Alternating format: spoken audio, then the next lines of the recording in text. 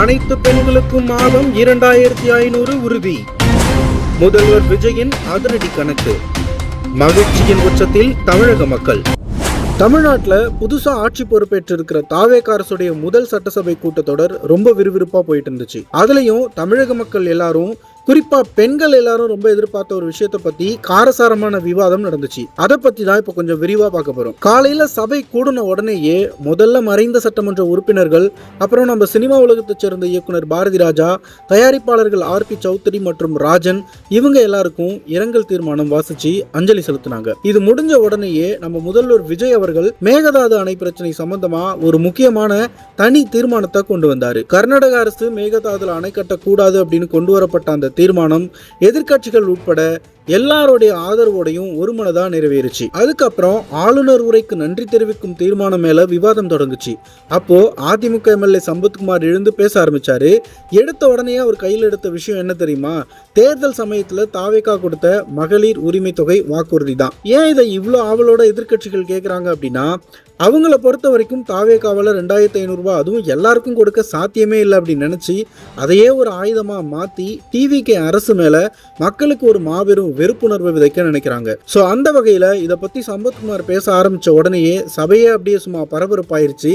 AIADMK MLA Sampathkumar என்ன கேள்வி கேட்டார் அப்படின்னா, தேர்தல் பிரச்சாரத்தில் தாவேகா அவங்களுடைய தேர்தல் அறிக்கையில ஒரு மாபெரும் வாக்குறுதியை கொடுத்திருந்தாங்க. அதாவது முந்தைய திமுக அரசு மாசம் 1000 ரூபாய் கொடுத்துட்டு இருந்த மகளிர் உரிமை தொகையை அப்படியே உயர்த்தி 60 வயசுக்குட்பட்ட எல்லா குடும்ப பெண்களுக்கும் மாசம் 2500 ரூபாய் கொடுப்போம் அப்படின்னு சொல்லி சொன்னாங்க. அந்த திட்டத்துக்கு மதிப்புமிகு மகளிர் திட்டம் அப்படின்னும் பேர் வச்சாங்க. இதை கேட்டு தமிழ்நாட்டில் இருக்கிற லட்சக்கணக்கான பெண்கள் நம்பி ஓட்டு போட்டாங்க. ஆனா இப்போ தாவேகா ஆட்சி அமைஞ்சு ஒரு மாசத்துக்கு மேலாகியும் இந்த 2500 ரூபாய் எப்போ கொடுப்பாங்க, எப்படி கொடுப்பாங்கன்னு அரசாங்கத்துக்கிட்ட இருந்து எந்த ஒரு தெளிவான அறிவிப்பும் வரவே இல்லையே. இது எப்போதான்ப்பா அமலுக்கு வரும் அப்படின்னு ரொம்ப காரசாரமா ஒரு கேள்வி கணையை வீசினாரு. அதிமுக உறுப்பினர் கேட்ட இந்த கேள்விக்கு தாவேகா தரப்புல இருந்து அமைச்சர் ஆதவ அர்ஜுனா உடனே எழுந்து நின்று நிதானமாகவும் தெளிவாகவும் பதில் கொடுத்தாரு. அவர் என்ன சொன்னாரு அப்படின்னா, மகளிர் உரிமை தொகையை 2500 ரூபாய் உயர்த்தி வழங்குறது அப்படின்றது எங்களுடைய தாவேகா அரசுடைய ரொம்ப ரொம்ப முக்கியமான தேர்தல் வாக்குறுதி தான். அதில் நாங்கள் உறுதியாக இருக்கோம்.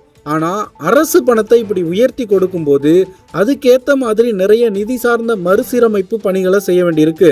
அதை பற்றி எங்களுடைய அரசு இப்போ தீவிரமாக ஆலோசிச்சுக்கிட்டு இருக்கு. அது மட்டும் இல்லாமல் இப்போ சபையில் ஆளுநர் உரை மீதான விவாதம் மட்டும்தான் போயிட்டு இருக்கு. அதனால மாண்புமிகு உறுப்பினர்கள் எல்லாருமே இப்போதைக்கு ஆளுநர் உரை சம்பந்தமாக மட்டும் பேசினா நல்லா இருக்கும்.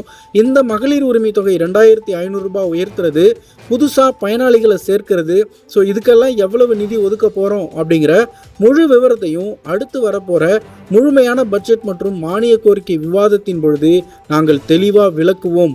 அங்க இதை பத்தி விரிவா பேசலாம் அப்படின்னு அமைச்சர் ஆதவ அர்ஜுனா விளக்கம் கொடுத்தாரு.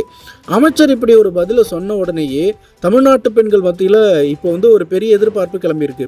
அதாவது அடுத்து வரப்போற பட்ஜெட் கூட்டத்தொடரில் கண்டிப்பா மகளிர் உரிமை தொகை 2500 ரூபாய் உயர்த்தி 60 வயதுக்குட்பட்ட அனைத்து குடும்ப அட்டைதாரர்களுக்கும் கிடைக்கும் அப்படின்னு ரொம்ப ஆவலா காத்துட்டு இருக்காங்க. ஸோ பொறுத்திருந்து தான் பார்க்கணும் பட்ஜெட்ல என்ன நடக்குது அப்படின்னு. திமுக மாதிரி அனைத்து பெண்களுக்கும் அடிச்சு விட்டு ஆட்சி அமைஞ்ச பிறகு தகுதி வாய்ந்த பெண்களுக்கு மட்டும்தான் உருட்டுதா, இல்ல சொன்ன மாதிரியே தாவேகா அரசு செய்றாங்களா அப்படின்றத பொறுத்திருந்து தான் பார்க்கணும்.